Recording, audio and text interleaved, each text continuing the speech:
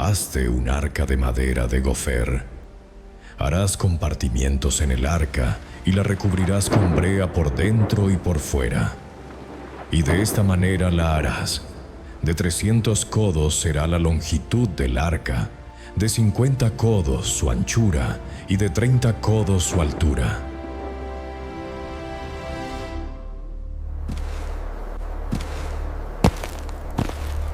Antes de que el primer tronco fuera cortado, antes de que la primera viga fuera moldeada, Noé enfrentó una cuestión fundamental: ¿dónde construir una estructura colosal de esas dimensiones?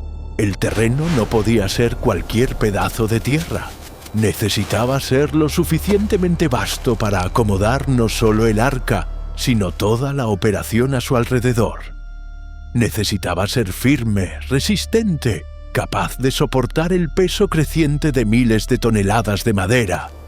Y necesitaba estar estratégicamente ubicado cerca de los bosques de gofer, porque transportar troncos gigantescos por largas distancias sería inviable.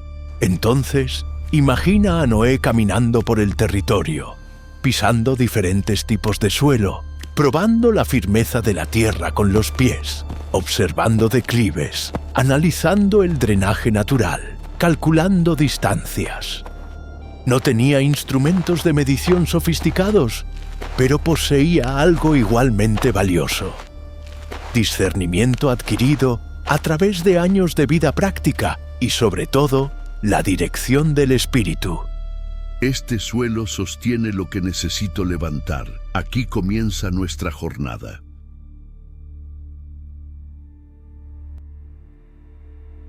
Cuando finalmente escogió el lugar, comenzó la tarea más ardua: preparar el terreno. Piedras enormes necesitaban ser removidas. Raíces profundas que penetraban el suelo desde hacía décadas necesitaban ser arrancadas. Cada metro cuadrado necesitaba ser nivelado, compactado y transformado en fundación confiable. Y mientras hacía todo esto, los vecinos observaban. Algunos reían abiertamente, otros simplemente movían la cabeza, incrédulos. ¿Por qué alguien construiría algo tan grande en medio de la nada? Pero Noé no construía para los ojos humanos, construía bajo orden divina, y entre la burla y la obediencia, él eligió la segunda. Con el terreno finalmente preparado, surgió el próximo obstáculo monumental: conseguir madera suficiente para una estructura de esas proporciones. La orden de Dios fue específica: madera de gofer. Aunque los estudiosos debatan la identificación exacta de ese árbol, el consenso apunta hacia un tipo de madera extremadamente duradera, resistente a la descomposición y capaz de soportar presión intensa, probablemente ciprés o una especie similar. Pero aquí está el desafío real: un solo árbol, por más grande que fuera, jamás sería suficiente. Noé necesitaría cientos de ellos, gigantescos, pesados, difíciles de derribar. Con herramientas rudimentarias, sin sierras eléctricas o motosierras, derribar un árbol de esos podría tomar días enteros. Golpe tras golpe, marcando el tronco, creando una muesca profunda, calculando la dirección de caída para evitar que el árbol se partiera al golpear el suelo. Y cuando finalmente el estruendo del árbol cayendo resonaba por el bosque, el trabajo apenas estaba comenzando. Ahora venía la parte más brutal: transportar ese tronco colosal hasta el sitio de obras, sin ruedas sofisticadas, sin animales de carga suficientemente fuertes, sin máquinas. La solución era la misma utilizada por civilizaciones antiguas alrededor del mundo: rodillos de madera. Troncos menores eran posicionados bajo el tronco mayor como cilindros.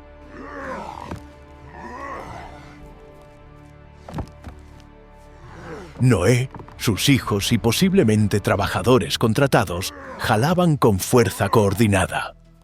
El tronco se movía algunos metros. Los rodillos que quedaban atrás eran recolocados al frente y el proceso se repetía, metro por metro, hasta que finalmente el tronco llegara al destino. Lento, exhaustivo, peligroso, rumbo al cumplimiento de la orden divina. Cuando suficiente madera había sido acumulada, Noé enfrentó el desafío técnico más complejo de todos: cómo transformar troncos individuales en una estructura cohesionada, firme y capaz de resistir las fuerzas destructivas que vendrían. Toda embarcación comienza por la quilla, la viga maestra que recorre toda la longitud del casco y sirve como columna vertebral estructural. Pero ningún árbol en el mundo tenía 450 pies de longitud. Esto significa que Noé necesitó unir múltiples vigas gigantescas, creando una línea continua y perfectamente recta. Esta unión no podía ser débil, no podía ser improvisada. Necesitaba ser tan resistente como la madera sólida. La solución estaba en los ensambles. Carpinteros antiguos dominaban el arte de crear uniones de madera extremadamente firmes, sistemas de macho y hembra, donde una pieza se encajaba perfectamente en la otra. Las extremidades de los troncos eran cuidadosamente talladas, esculpidas con precisión manual, hasta que encajaran como piezas de rompecabezas. Y para trabar estos ensambles de forma permanente, estacas y clavijas de madera extremadamente dura eran insertadas a través de orificios perfectamente alineados, creando puntos de unión que resistirían presiones inmensas. Cuando la quilla quedó lista, una viga maestra monumental corriendo por el terreno, Noé estaba listo para la próxima etapa crítica: levantar las costillas. Hijos, no pido que entiendan todo ahora, pero si Dios me dio esta misión es porque Él sabe que podemos cumplirla.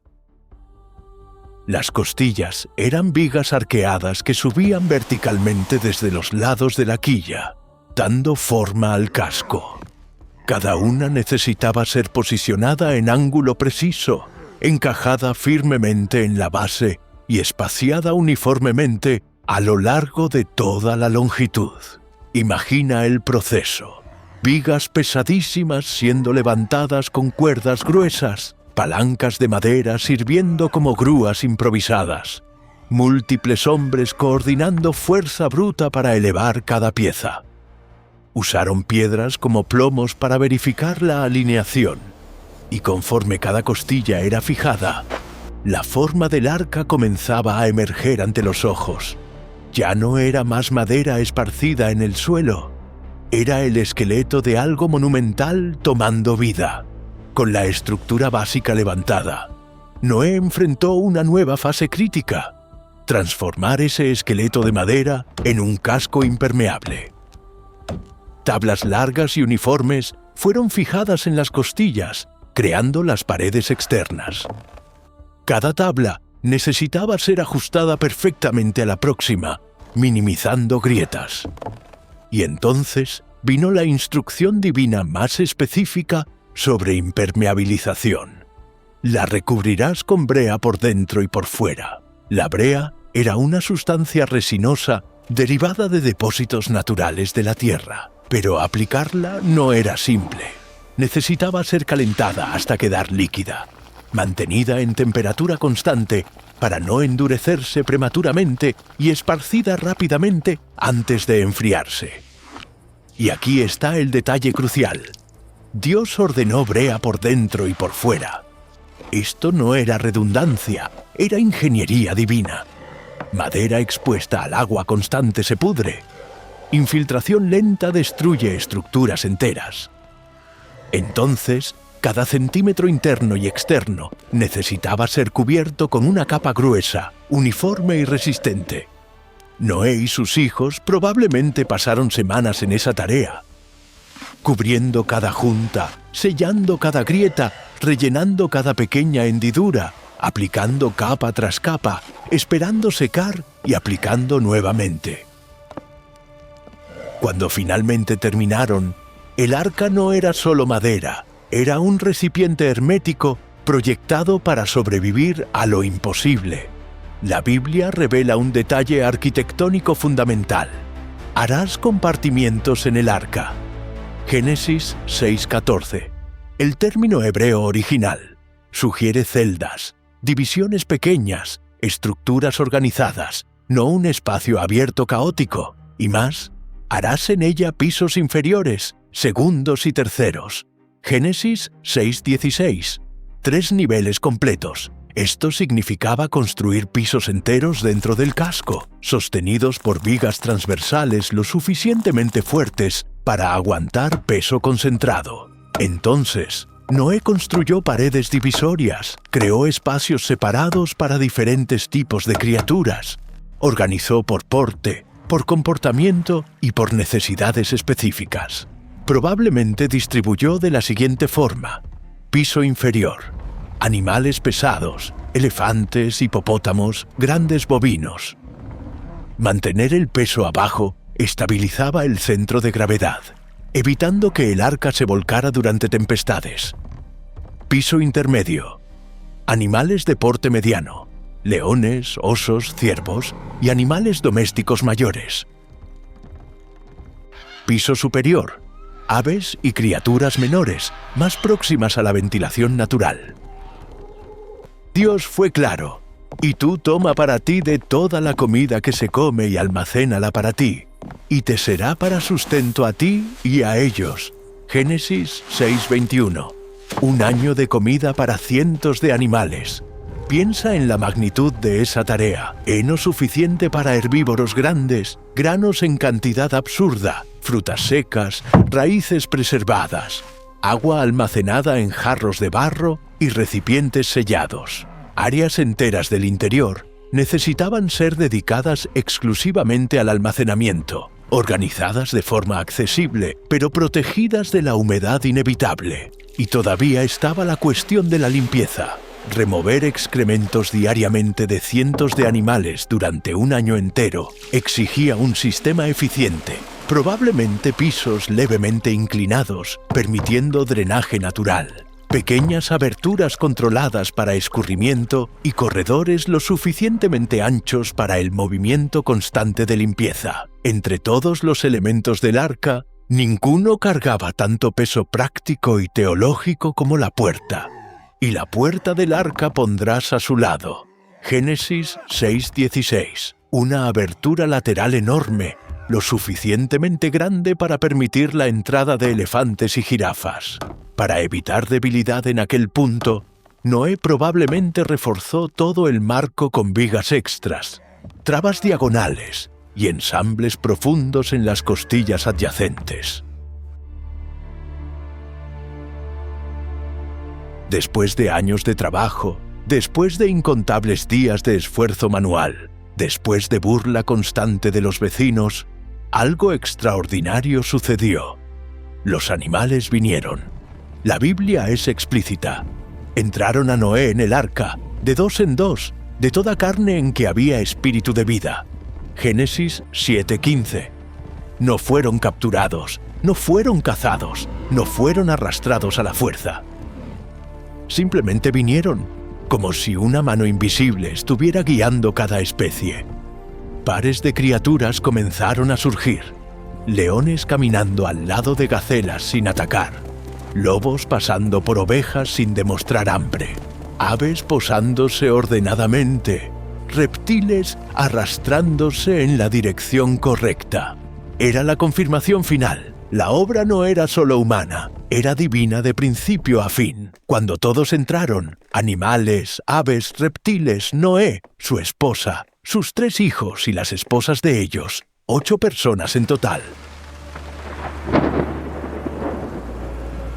La puerta gigantesca fue cerrada, y el Señor la cerró por fuera. Génesis 7:16. Y cuando Dios la selló, el juicio estaba a punto de comenzar.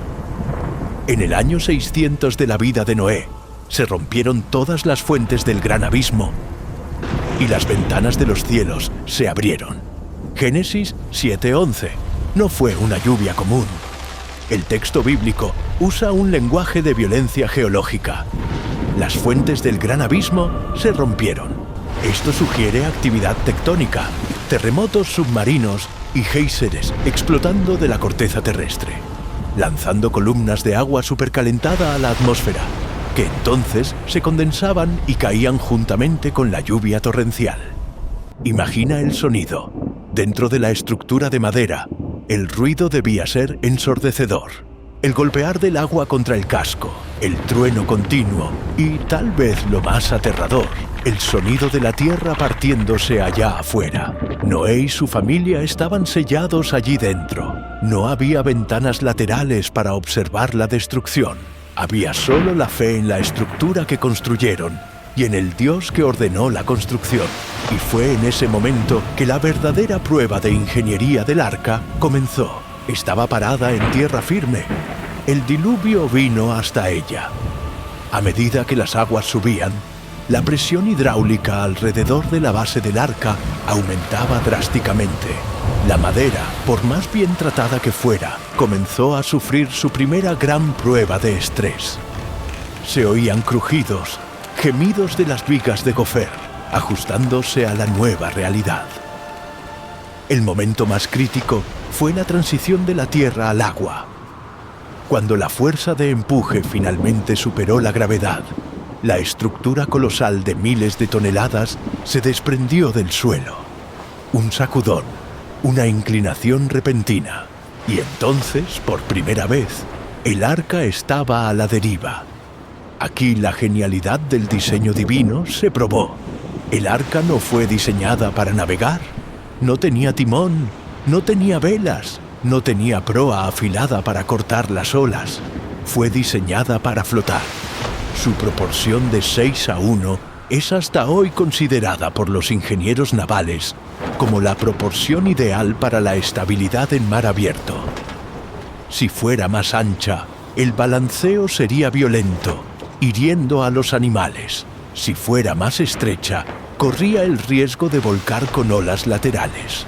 Pero las dimensiones eran perfectas, incluso en medio de olas gigantescas generadas por el cataclismo global. El arca se mantenía estable, subiendo y bajando con la masa de agua, pero raramente inclinándose al punto de causar peligro. Sin embargo, allá adentro, la sensación de movimiento debía ser constante. El mundo sólido había desaparecido, y en la oscuridad, iluminado apenas por lámparas de aceite temblorosas, la familia de Noé comenzaba a entender la magnitud del aislamiento. Muchos imaginan la vida en el arca como un período de espera pasiva, pero la realidad práctica sugiere un régimen de trabajo intenso e ininterrumpido. 8 personas eran responsables del cuidado de un zoológico planetario. El día probablemente comenzaba antes incluso de haber luz suficiente viniendo de la abertura superior. Había rutinas que debían ser seguidas rigurosamente. La distribución de comida no era simple. El heno necesitaba ser bajado de los pisos de almacenamiento a los establos. Granos necesitaban ser dosificados. Agua necesitaba ser distribuida. Y cada animal tenía su dieta específica. El desafío sanitario era crítico. En un ambiente cerrado, la acumulación de excrementos generaría gases tóxicos y enfermedades en cuestión de días.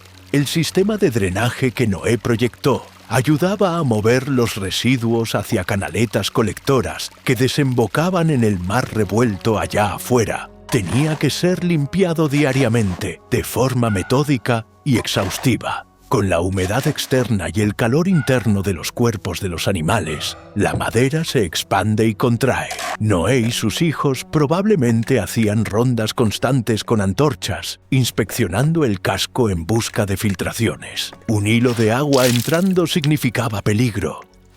La brea extra almacenada necesitaba ser aplicada inmediatamente en cualquier grieta que surgiera.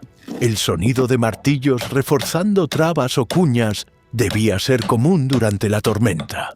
Y prevalecieron las aguas sobre la tierra 150 días. Génesis 7:24. Después de los 40 días iniciales, la lluvia paró, pero el arca no se posó inmediatamente. flotó por meses en un océano global, sin costas, sin islas, sin horizonte visible más allá de agua y cielo.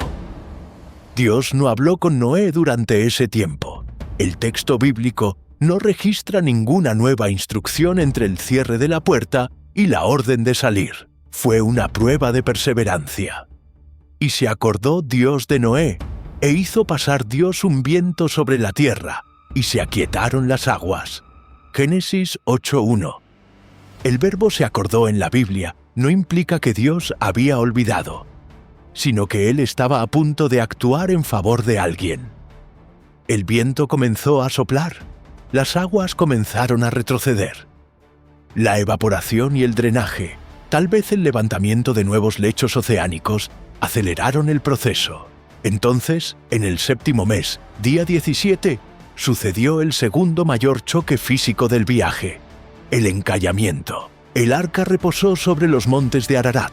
Génesis 8:4. Reposar suena suave, pero la física sugiere algo más brusco. Una embarcación de ese tamaño moviéndose con las corrientes, colisionando con la cima sumergida de una cordillera montañosa.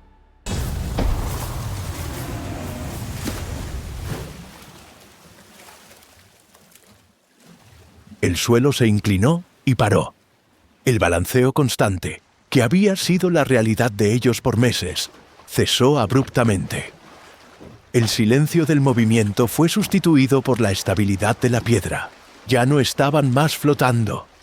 Estaban atrapados, pero estaban seguros.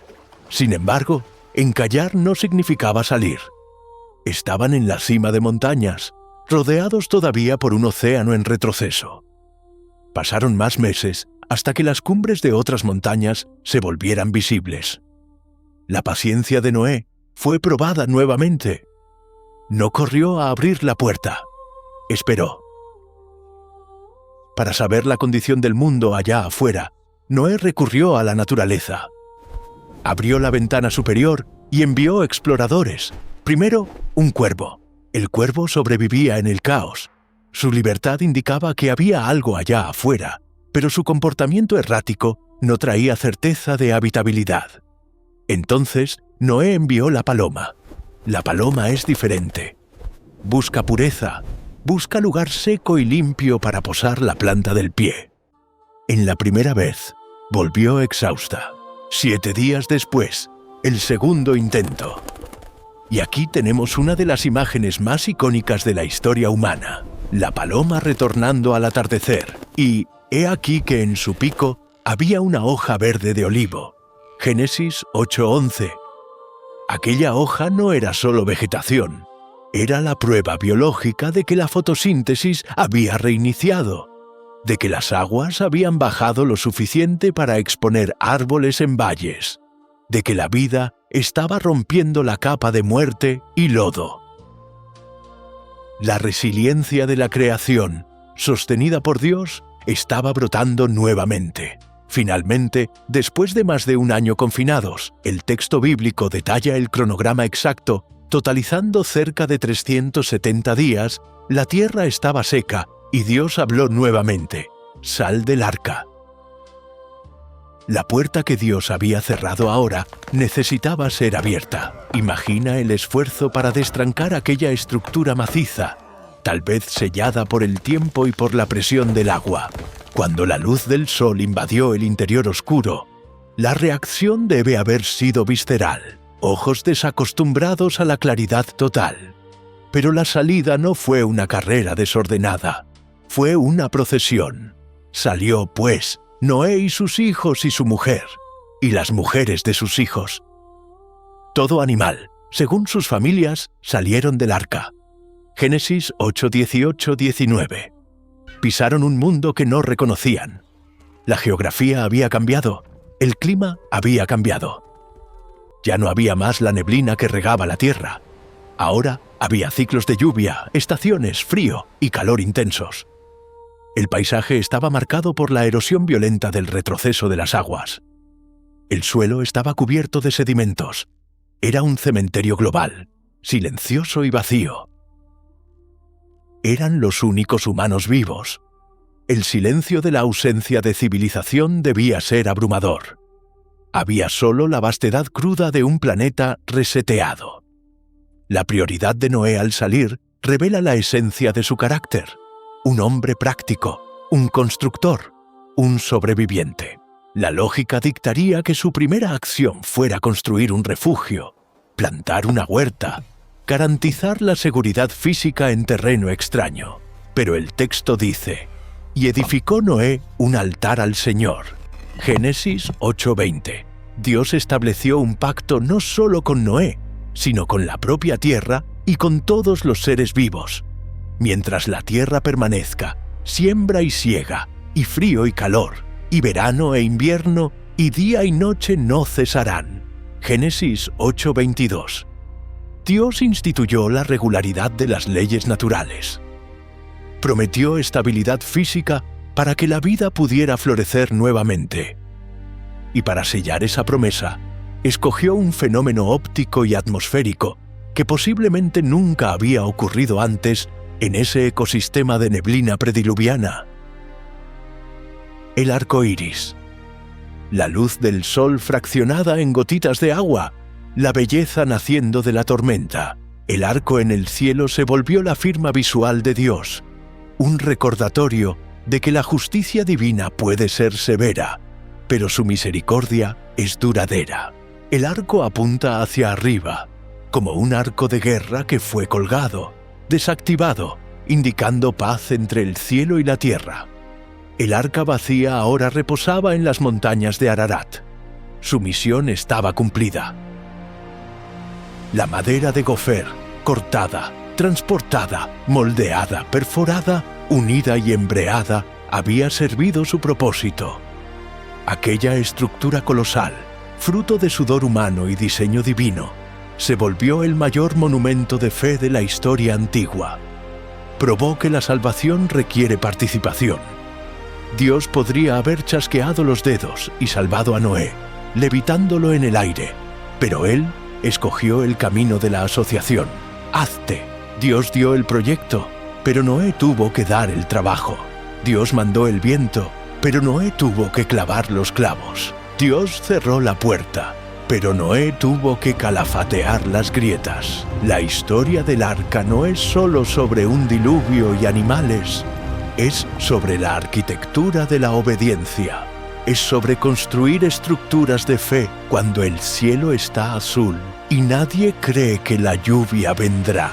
Es sobre la persistencia de continuar cortando madera, hirviendo brea, día tras día, movido no por lo que se ve, sino